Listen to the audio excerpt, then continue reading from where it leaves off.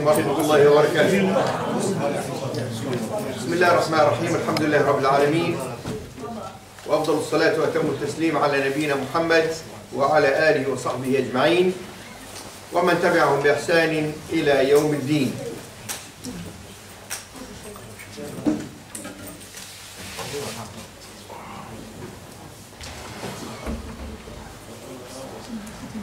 So tonight, inshallah, we'll continue talking about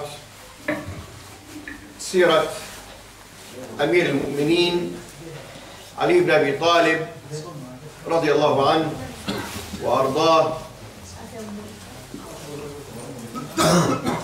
So last week I spoke about the battle of the Al-Jamal, of the camel,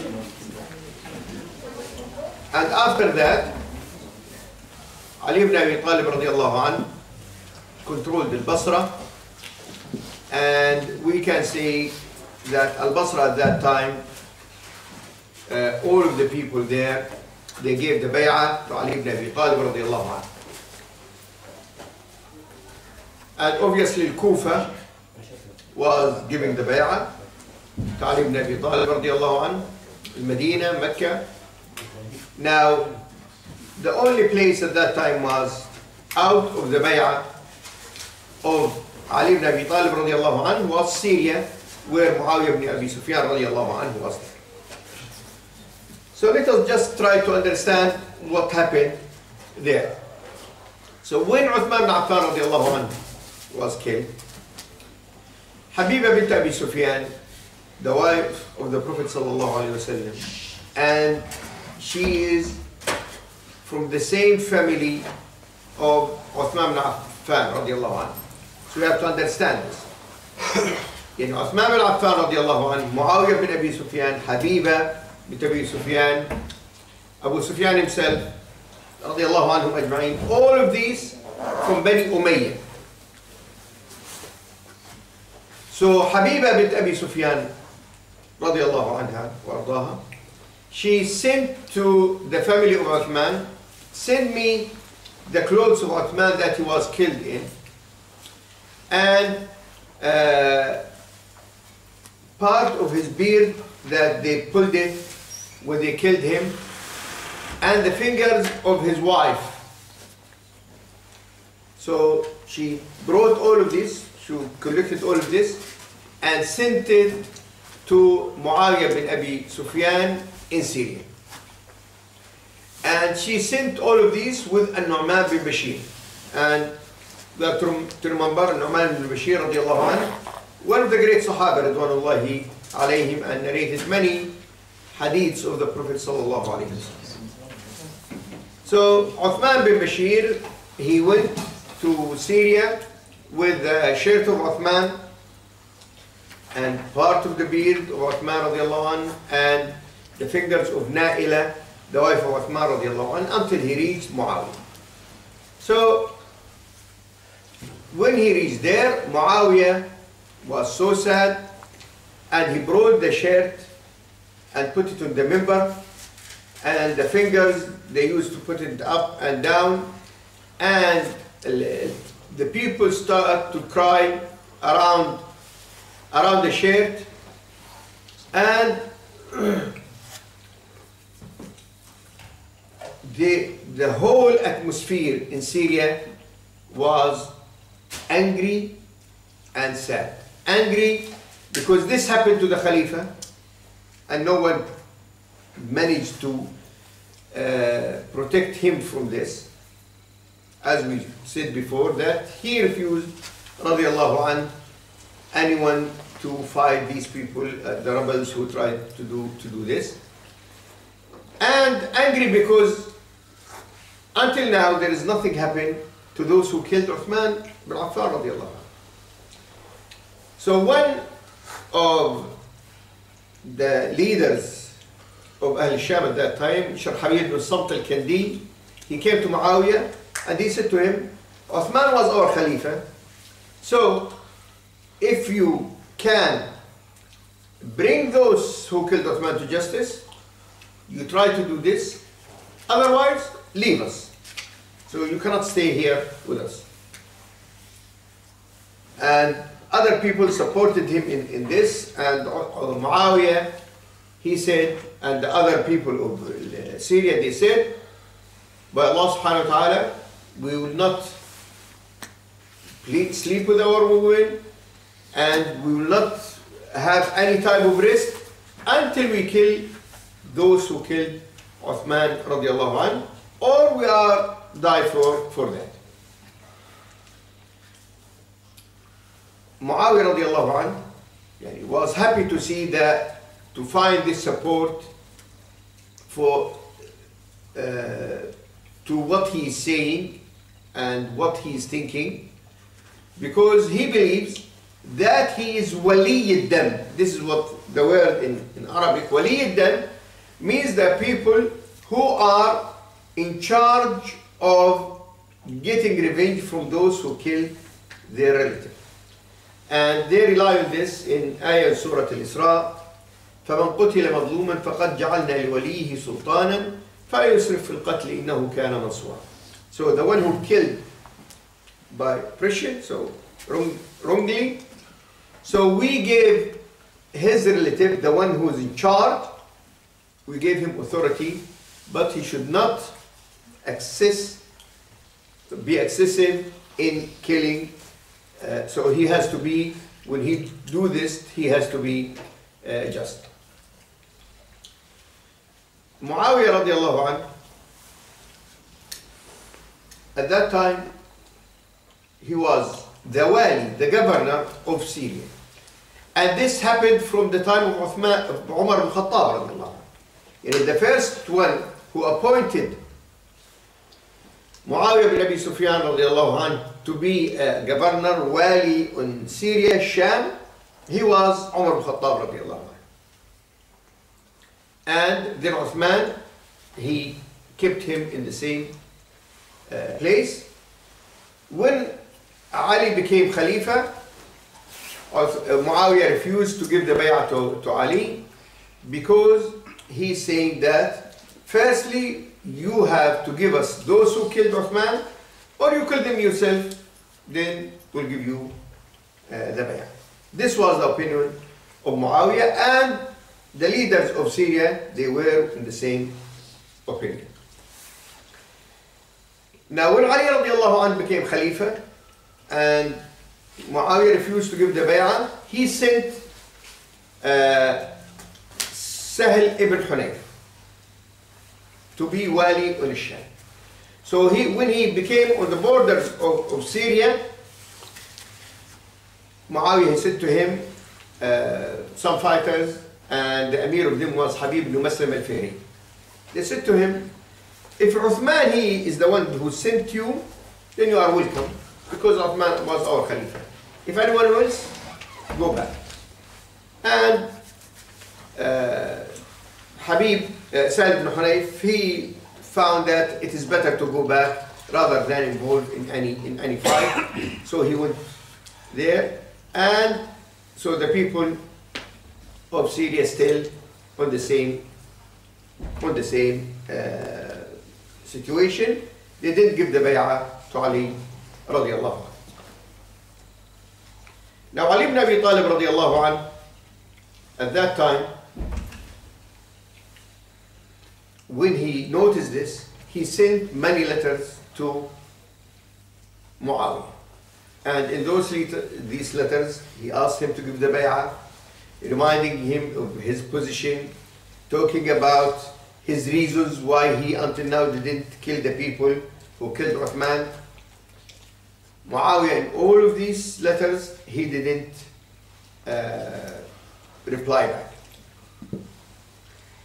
Then Muawiyah, he sent a letter with a man, and that man, when he came to Ali radiallahu anhu, Ali asked him, what do you have? What's behind you? He said, I came to you from people that they don't believe in anything except revenge, killing those who killed Uthman radiallahu anhu. I left 60,000 people in Syria, all of them, they are crying around the Uthman chair in al-Masjid. So Ali said, Allahumma inni abra'u ilayka min dami Uthman. Oh Allah subhanahu wa ta'ala, I have nothing to do with the killing of Uthman. So when that man left, Ali radiallahu anhu, he understand now that he has nothing but to go to Muawiyah there and force him to give al-bay'ah. This was his opinion. So he prepared himself and he was ready to move to Syria when he knew at that time that Talha, Zubair and Aisha, they are coming to Al-Basra. Then what happened is happened, as I mentioned last week. After he finished with Al-Basra, he started to prepare himself to go to Syria. But before that, he sent to Muawiyah Jarir bin Abdullah.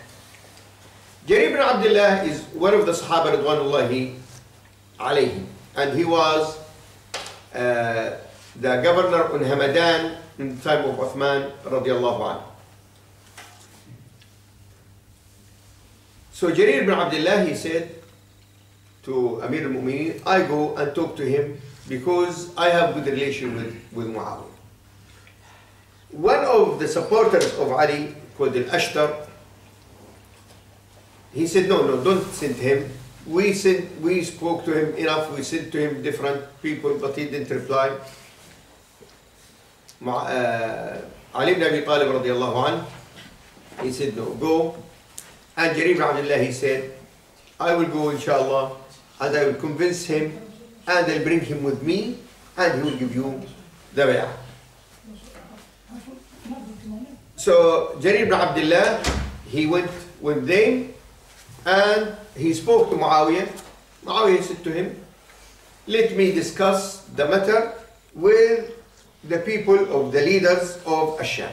So he had a meeting with them, and they said to him, look, Amir al-Mu'mineen Ali ibn Abi Taalib, he sent this Sahabi Jarir ibn Abdullah, and he asked us to give the bay'ah to Ali and don't cause any fitna, any problem.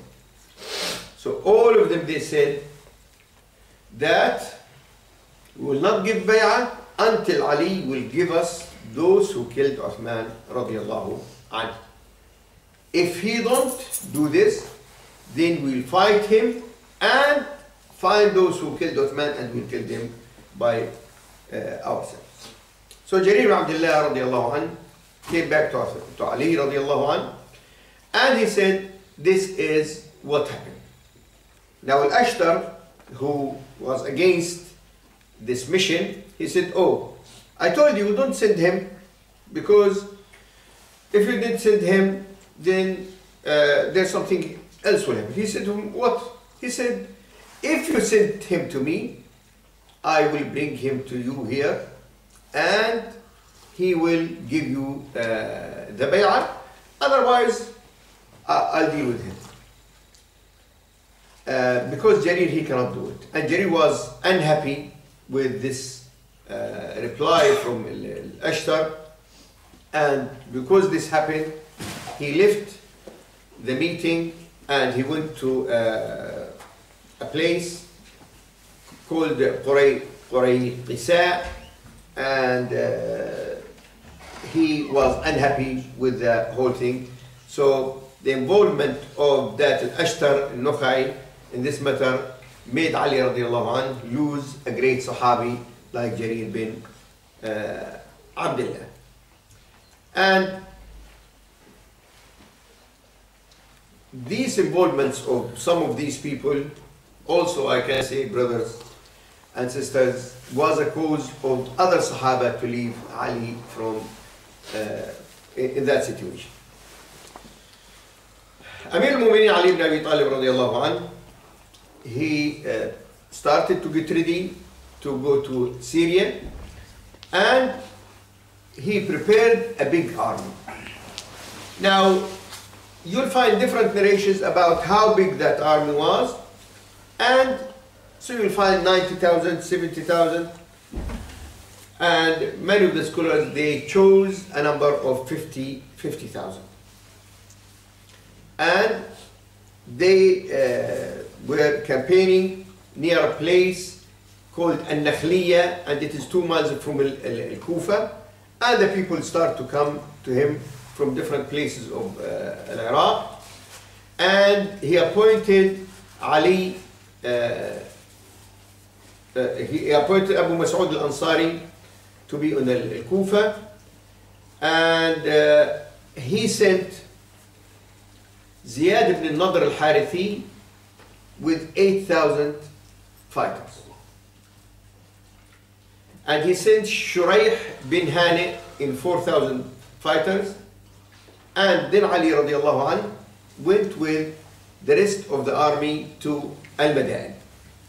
So when he reached Al-Madain, other people joined him, and they kept moving until they reached area which is the Euphrates River, which is in Iraq these days.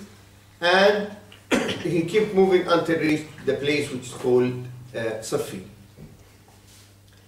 Muawiyah, when he knew about the movement of Ali ibn Abi Talib radiallahu anhu, he consulted the people, and they said, okay, we'll go and fight him.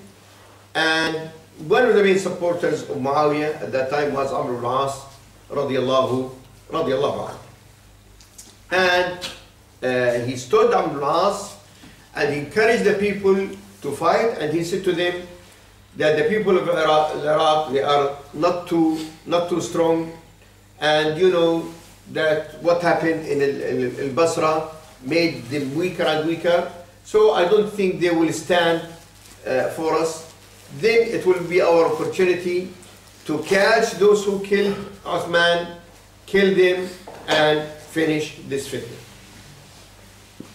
Muawiyah radiallahu anhu moved with a big army again, and again you'll find different narrations about the number of that army, 40, 50, and some saying it is 70,000, but many of the scholars, they said it's about 60,000.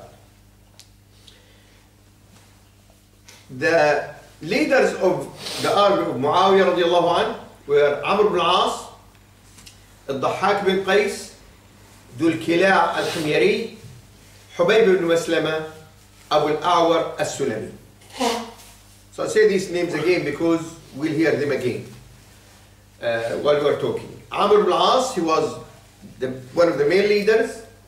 الضحاك بن قيس, ذو الكلاع الحميري, Habib ibn Maslama, Abu al-A'war al-Sulami. These are the main leaders, and obviously there was others under them.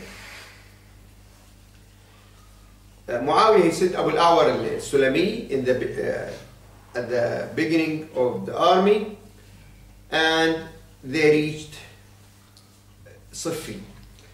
So when they reached Siffin, there is like a stream of water there which comes from Euphrates, and it was the only source of water that it is easy for the people to gain water from. So when the army of Muawiyah reached there, they controlled it. So the army of Ali was unable at the beginning to reach that. Here there's two narrations. One of the narrations that saying that Ali radiallahu anhu sent Al-Ash'ad bin Qais, and he fought the people of Muawiyah, and he managed to reach the water. Another narration saying no, Al-Ash'ad bin Qais, actually he went to Muawiyah and he said to him, look, we are Muslims, we are brothers, so you cannot prevent us from reaching the water. Muawiyah consulted the people who were around him, and they said, no, we cannot use this against our brothers. Yes, we have different opinions, but we cannot prevent them from water, because this means that we are killing them. So they gave them access to the water.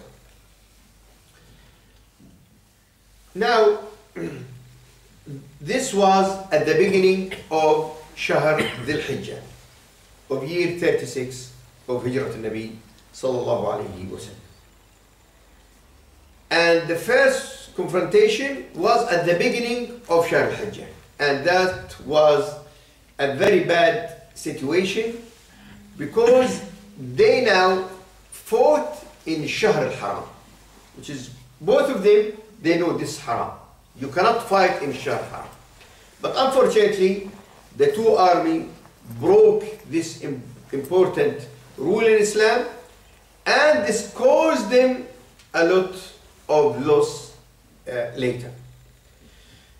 So what happened for a few days, few weeks actually, that you'll find a small group from Ali army go and fight with another small group of Muawiyah. So 3,000-4,000 from here, 3,000-4,000 from here, fight until the evening, stop. Then the next day, then there you'll find changes in the leaders, another. They continue this most of Dhul Hijjah, and you'll not find that there is any results. So no one of them defeated. So, and both of them continued in the same situation. No one like to change the attitude, to change even the plan. And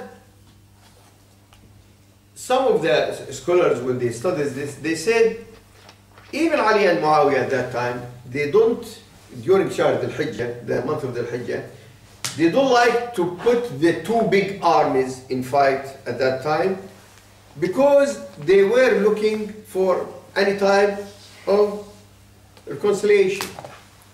And even if during that time, you will find there is letters, people going, talking, and the aim was to stop this and not to continue. But didn't work until they reached at the end that when Muharram started, both of them, they stopped. And they said, we are taking this time to stop, think, and try to find a solution. And there is, as I said to you, there was many letters between the two parties, between Muawiyah and Ali. And the first who started was Amir al-Mu'mineen Ali ibn Abi Taalib radiallahu anhu. He sent Bashir ibn Amr al-Ansari, Sa'id ibn Qais al-Hamadani, Shibth ibn Rub'i al-Tamimi, and all of them, they called Muawiyah and said the same message. Let us stop this, give the bay'ah, and we'll sort the problem with those who killed Uthman radiallahu anhu. And Muawiyah has the same answer. No, firstly, you have to give us those who killed Uthman, then after that we can talk.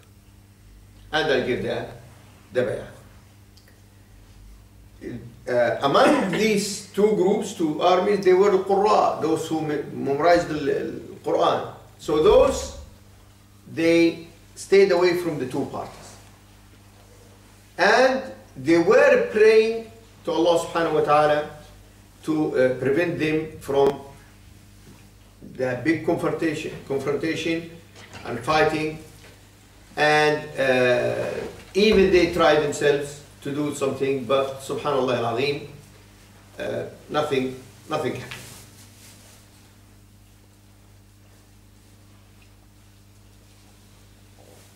Now, after the month of Muharram finished,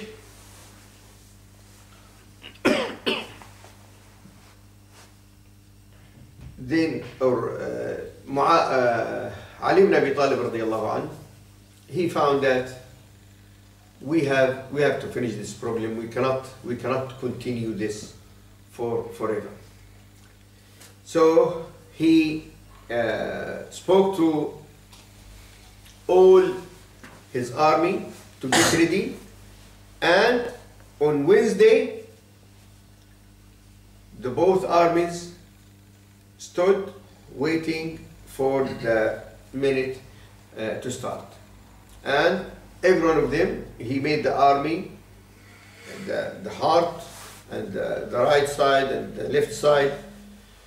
So Ali ibn Abi Taalib radiallahu anhu, he was in the heart of the army, Abdullah ibn Abbas on the left, and Ammar ibn Yasir on the right. Muhammad bin Hanafiya, who was the son of Ali radiallahu anhu, was the one who carrying the flag or the banner for the army of Muawiyah radiallahu anhu. That Muawiyah, he was in Katibat al-Shahba, and Amr al-As, he was the leader of all the Syria army. Dhul Kila al-Humayri on the right, and he was the leader of the people from Yemen. Habib ibn Muslim al-Fihri on the left, on Mudar, and al-Mukhariq bin Sabah al-Kula'i, he was the one who was holding the banner. And the two armies, they started there. So here we are talking about maybe more than 100,000 people from the two armies. And unfortunately, we say this with a full of sadness, Muslims, there's Sahaba here, there's Sahaba here, and both of them mujtahid. Ali radiallahu anhu believed 100% that he's right, he's the Khalifa. Muawiyah, he's saying that no, we have to bring those people who killed Uthman to justice. Ali radiallahu anhu stood in front of his army, reminding them of Allah subhanahu wa ta'ala, asked them to say a lot of dhikr. Amr al-As, also he spoke to them, encouraged them, and they started fighting. Both of them, the two armies, very heavy fighting until the sunset. And during the whole day on Wednesday, they didn't stop, only they used to stop just to pray. Pray, then continue. And here to show you that Ali ibn Abi Talib radiallahu anhu never accused any of those who were fighting against him of kufr or anything. They asked him, what do you say about those who killed from our side? And he said, anyone who killed from us or them, and he's fighting for the sake of Allah subhanahu wa ta'ala and looking for the akhirah, he will be in Jannah. And both of them were steadfast, and you will not find anyone who flee from the battlefield. On Thursday, Ali radiallahu anhu, he prayed al-Fajr and changed some of the leaders. So he put Abdullah ibn Budayl al-Khuza'i on the right instead of al-Ash'ath ibn Qais, who went to the left, and the two armies now moved in a heavy movement towards the other party. And they fought very heavily. And the people of Iraq, now the army of Iraq, with Ali, they started to move and defeat the people of Syria, until they managed to defeat the left wing of Muawiyah army, where Muhammad ibn Muslim. And they moved until they reached the campaign of Muawiyah radiallahu anhu. And really here, when you read the narrations, you will find Abdullah ibn Budayl al-Khuza'i, he was doing very well, and he was so brave until, as I said, was really going to reach the place of Muawiyah. And some of narrations saying that at that time when he saw all this army coming towards him, Muawiyah himself, he started to think about just run away and leave the battlefield. But he started to think and he said, no, how can I, after all of this, I leave this. And he started to fight back, and they managed to kill Abdullah ibn Budayl al-Khuzai. So who took in his place? Al-Ashtar al-Nukhai. And the people of Sham now, they came together and starting moving to the army of Iraq until they pushed them back, and they killed a lot of them on that day. And the army of Iraq started to go back. Now Ali ibn Abi Talib radiallahu anhu noticed that the situation changed. Just say 1 minute earlier, the army of Ali radiallahu anhu was doing very well and really was going to reach the victory. Then now they are going back, so he stood and started to remind them of Allah subhanahu wa ta'ala and to say to them, we are on the truth, carry on. And Ammar ibn Yasir radiallahu anhu, who was at that time 94 years. And the presence of Ammar ibn Yasir in the army of Ali radiallahu anhu was very, very important. Because many of the Sahaba radiallahu anhum, they know the hadith of Prophet Muhammad sallallahu alaihi wasallam who said, تقتله الفئة الباغية, that the group who are in the wrong side will kill Ammar.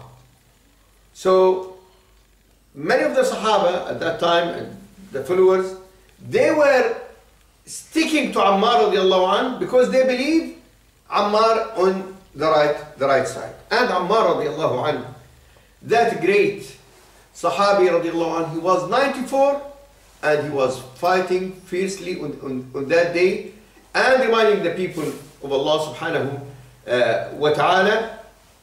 And even at that time, a person said, look, the people of Sham, they committed kufr. He said, no.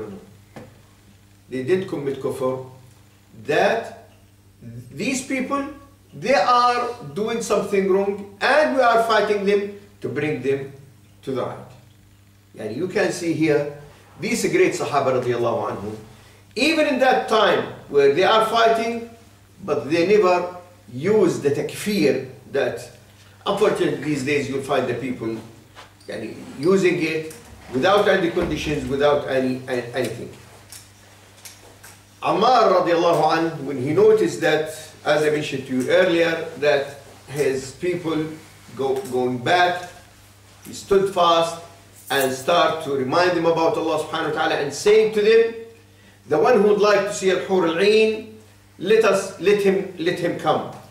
And even if they kill many of us, we are on the truth. And he starting to move, and he has his sword with him, and with him was Hashim ibn Utbah ibn Abi Waqqas. And he was encouraging Hashim ibn Utbah ibn Abi Waqqas radiallahu anhu and saying to him, أزفت الجنة وزينت الحور العين, that al-Jannah is ready and al-Hur al-Ain, and the one who would like al-Jannah, let him come. And these words put more strength in the army of Ali radiallahu anhu, and they attacked in a very strong movement, and they managed to move the people of Iraq back a little bit. And at that time, Ammar ibn Yasir radiallahu anhu, he was saying to Hashim ibn Utbah, move, and I can see the Jannah. Then he asked for a glass of milk, and he said that the Nabi sallallahu alayhi wasallam told me the last thing you will drink before you die is a glass of milk. He drank the glass of milk, radiallahu anhu arda. Then Ammar ibn Yasir radiallahu anhu was killed, and Hashim bin Utbah radiallahu anhu was killed. Now that minute was a very important minute in the whole fighting, because as I mentioned earlier, the people believe in the hadith of Prophet Muhammad sallallahu alaihi wasallam, believe in the prophecy of Muhammad alayhi salatu wasallam. Look, Nabi alayhi salatu wasallam said to him, the last thing of this dunya is shurba min laban, a drink of milk. And this is what happened to Ammar ibn Yasir radiallahu anhu. And the news went very fast. And a person, the news came first to Amr ibn al-As, and he said to him, Ammar ibn Yasir has been killed. So Ammar ibn Yasir, he stood very angry, and because he cannot stand now that he is in the wrong, because all this he is thinking that he's right. Then he went to Muawiyah and he said to him, have you heard what happened? What happened? He said to him, Ammar killed, our people killed Ammar ibn Yasir. We have to stop. But Muawiyah radiallahu anhu, Allahumma gfir lahu warham, he said, oh, you don't understand. He said to him words in Arabic. It means that you quickly misunderstand the things. We didn't kill him. You know who killed him? Those who brought him to the fight. And this interpretation absolutely wrong. It's not right, because if you apply this, this means that any leader of any army, because it was said to him actually, that said to him, this means that Muhammad ﷺ was the cause of killing of Hamza. And this is, no one can accept this justification. After the killing of Ammar ibn Yasir radiallahu anhu, which we are talking about Thursday, after Maghrib, the fight continued. And Ahl al-Iraq, the people of Iraq, were very, very brave, very strong, and started to move. And it was night time. And you can imagine, at that time, they are fighting at night, and they were fighting face to face. Even Ibn Kathir mentioned that they reached that they are biting each other, pushing each other, hitting each other. And that night they call it Laylat al-Harir. Al-Harir, that everyone was sitting, and they fight until they are so tired, sit for a minute, they go back to fighting. And this continued until Jumu'ah, Friday. And on Friday, when you cannot see the place because of the dust, the people, the movement, as I mentioned, 100,000, they are fighting. And even the banners fall down, and the people moved from their place. And at that time, the winners were Jaysh al-Iraq, the army of Iraq, and the people of Sham. They started to go back. Now the situation at that time was so furious, and it was very dangerous. Al-Ash'ath ibn Qais, he stood and gave a very short sermon. He said to his people, Ma'shar al-Muslimin, you've seen people, Muslims, you've seen what happened. and thousands of people killed now. If this will continue, this means that in a few days you'll find the Romans come from that side, finished Muslims, the Persians come from that side, finished Muslims, then Islam will finish totally, and you are fighting. You have to stop this mess now. And he said that, I'm not saying this because I am afraid from fight, but I am an old man and I am afraid on the women and our offspring. They will be slaves to the Romans and the Persians tomorrow if nothing will happen. This news now went to Muawiyah radiallahu anhu, and he said, لَقَدْ أَصَابَ رَبِّ الْكَعْبَةِ. He's saying the truth. If we continue this fight, then the two armies will finish. Because you can see clearly from the movement, of the actions of all of this, only people has been killed, but there is no victory. So he said, Muawiyah, to his people, put the mushafs on the swords and say, Kitabullah is between you and us. And this narration, which is authentic narration, is defeating the other narration that you'll find the people talking about it and saying the opinion of the Masahif was from Amr ibn al-As. And that weak narration and false narration, trying to say that when Amr ibn al-As noticed that they are going to lose the battle, he used this plot to deceive Ali radiallahu anhu. So he used Kitab Allah to deceive Ali, and this is absolutely false narration, and it doesn't stand to any rules or any standards of checking the narration. So this narration, as I said, the one who started to talk about this, Al-Ash'ath ibn Qais, who is the leader of Kinda, and he was with the people of Ali radiallahu anhu. So the news came to Muawiyah. Muawiyah, he said, put the mushafs on the swords, and the news came to Ali radiallahu anhu, and Ali radiallahu anhu, he said that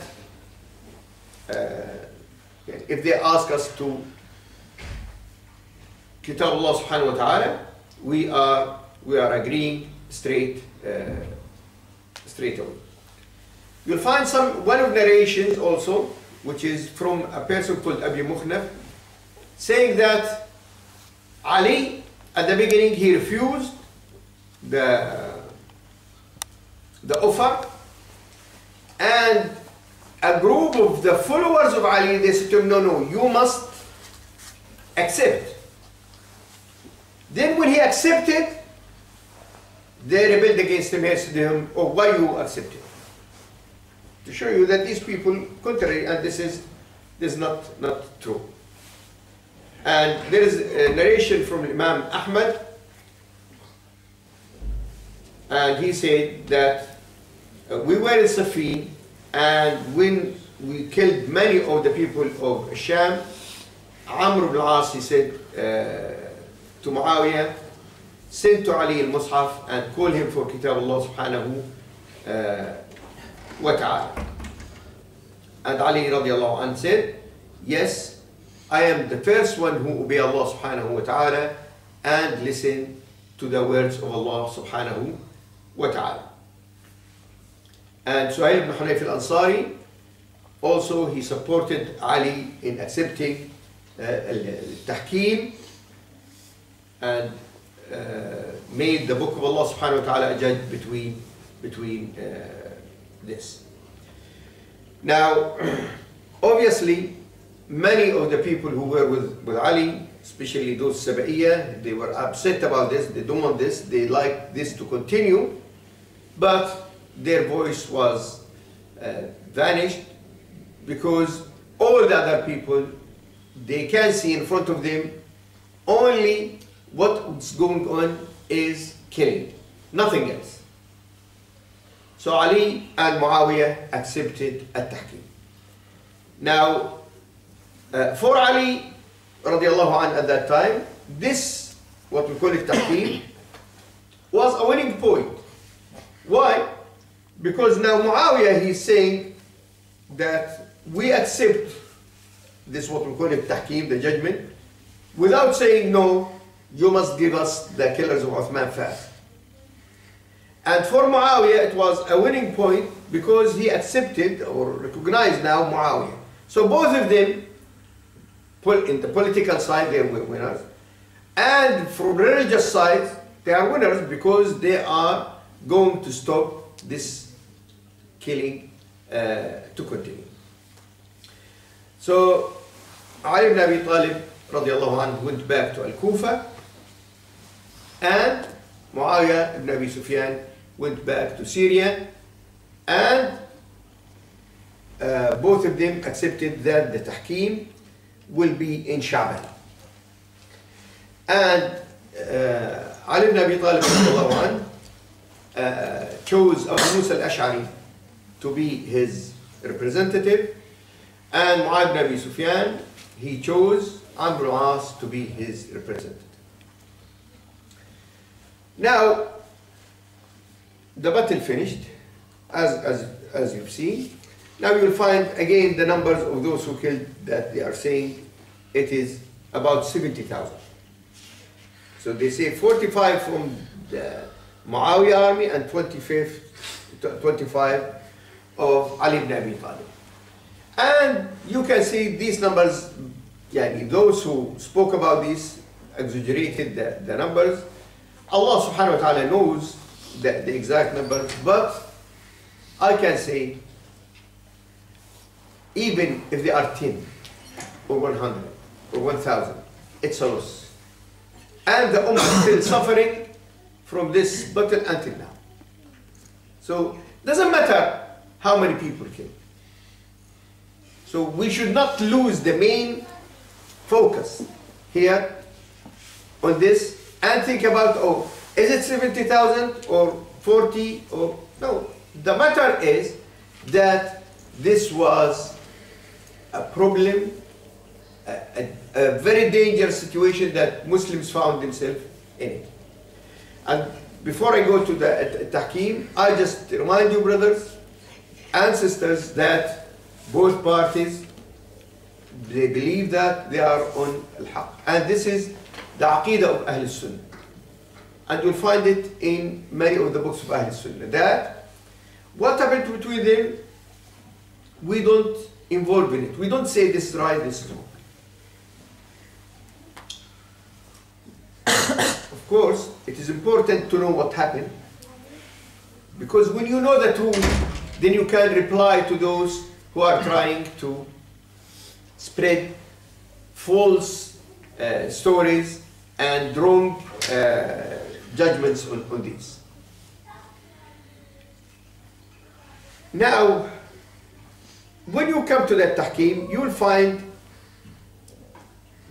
very false and unfortunately famous narration. What's that narration saying? Saying that they came together, stood Amr al-As, Abu Musa al-Ash'ari, and they said, after they discussed the matter, they said, we will move both of them. بالعربي خلع. يعني خلع means take him totally. So both of them cannot be, Ali cannot be Khalifa and Muawiyah cannot be Amir. And when they stood, Abu Musa al-Ash'ari said, okay, I am moving my Sahib, Ali ibn Abi Talib, and Muawiyah. Then Amr al-As stood and he said, okay, I accept what Abu Musa al-Ash'ari is saying, that he is moving his friend, but I will appoint my friend means Muawiyah. And this narration, when you think about it, there is the weakness and the falsehood of this in the narration itself. Why? Firstly, the matter of tawliya wal khala. So what do you mean tawliya? Tawliya, appoint a khalifa, and then khala al khalifa, that you say you cannot be khalifa anymore, is not in the hand of a person. Because the khalifa cannot be khalifa without what they call them Ahl al-Hal wal-Aqd. Yani Ahl al-Shura, the people, the consultants, the great Sahaba at that time. And then the Ummah, that they will accept this and give the bay'ah. So, because if this can be through a person, doesn't matter who is that person, then today will be a president, then 2 or 3 people, they say, oh, we don't like this president. Okay, yeah, move him, go, goodbye. No. This didn't happen, and you'll not find in any political system in the world. Even in the modern world, if they like to move someone, you'll find there is a coup and there is army and these people, and they prepare themselves and appoint someone and do some propaganda. It's not easy. So Abu Musa al-Ash'ari, he has no right at all to say, أنا أخلع صاحب, so that I will move or take the authority of Ali. He has no right. Number 2, if you would like to accept this narration, you are talking about 2 people and they are not the same. Ali is Khalifa and Muawiyah is not Khalifa. How you say, okay, I am moving the 2 Khalifas? Muawiyah is not a Khalifa. And even according to Ali, he's not even a wali, he's not even a governor. So he has no, Muawiyah at that time, he has no legal position in Syria. He was leader there because he's there. بالعربي يقولون بحكم الواقع لا بحكم القانون. What this means, that he is there not because of legality, no, because of force. Because he is there and the people, he's been there 20 years and he was their leader. So the people accepted him as a leader. So, but legally, he's not a governor. So Amr ibn al-As and Muawiyah and Abu Musa al-Ash'ari, they cannot stand, okay, I move the Khalifa and move the other Khalifa. He's not Khalifa. And he has no legal position. Number 3, you'll find some of the writers, and relying in old narrations, they try to show that Abu Musa al-Ash'ari, he is very naive. And when you look at the biography of Abu Musa al-Ash'ari, you'll find Abu Musa al-Ash'ari is not a naive. Abu Musa al-Ash'ari, he became a Muslim when the Nabi Sallallahu Alaihi Wasallam was in Mecca. He followed him. He sent him as a judge with Mu'adh ibn Jabal to Yemen. During the life of Umar al-Khattab radiallahu anhu, he was a governor and a judge. And one of the greatest letters about judgment, the procedure of the judgment, how to rule between the 2 parts of these things, is between Umar and Abu Musa al-Ash'ari. And the scholars, they are considering the letters between Abu Musa al-Ash'ari and Umar, one of the great resources when you talk about al-qada in Islam. So a person He was Qadi in Yemen, in Hamadan, in other places. It is easy for him, and he is that naive, that he will say, okay, I'll move Ali and move Muawiyah. So this narration is very false. So, brothers, sisters, when you hear someone saying to you, this is what Abu Musa al-Ash'ari said, both of them stood, and he said, okay, akhla Muawiyah, akhla Ali. This is false. And the narrators, some of them, they are Shia. Some of them, the أئمة الجرح والتعديل, those who dealing with the men, the narrators and this, they said many of them كذاب. So we cannot take this narration.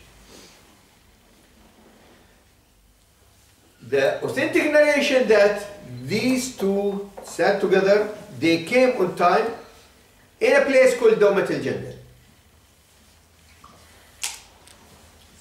And they discussed the matter 4 days. And they have the conditions. The conditions, it's very long. It's about 13 to 15 points. The conditions that when Ali and Muawiyah accepted the tahkim, that they accept what they reach, and no one will refuse this, and Ali will accept what Abu Musa al-Ash'ari is saying, and what Amr is saying, and Muawiyah. So there is many conditions in this. So when they had the meeting, that meeting was controlled by conditions which is both parties agreed on. It wasn't that simple to force two people to stand and say, okay, I'll move this and move that. So what was the tahkim? What was the agreement? The agreement was that we leave this matter to the ummah to choose one of those that the Nabi Sallallahu Alaihi Wasallam, he was happy with them, or al-ashar al-basharin bil-jannah. This was the agreement. So when they left, who was there? Sa'd ibn Abi Waqqas, who was left from al-ashar al-basharin bil-jannah. Sa'd ibn Abi Waqqas and Ali. Sa'd ibn Abi Waqqas, he said, I don't want to involve in this, I don't want any position. So who's left then? Ali ibn Abi Talib. So Amr al-As went back to Syria, and Abu Musa al-Ash'ari went back to Ali, and nothing in action happened. So Muawiyah stayed in Syria, and he considered himself a leader, not Khalifa. And Ali radiallahu anhu stayed in Kufa, and he still considered himself Khalifa. Then after that, Ali was killed, which we'll talk about it next week inshallah. And after the killing of Ali radiallahu anhu, Muawiyah called the people for the Khilafah and asked the people to give him the bay'ah. And then at that time you'll find there is two parties in Islam. Muawiyah, he's Khalifa there, and now Al-Hasan became Khalifa in this time. We'll cover this inshallah next week. I hope that today's lesson explained clearly this sad battle, which is Siffin, and gave you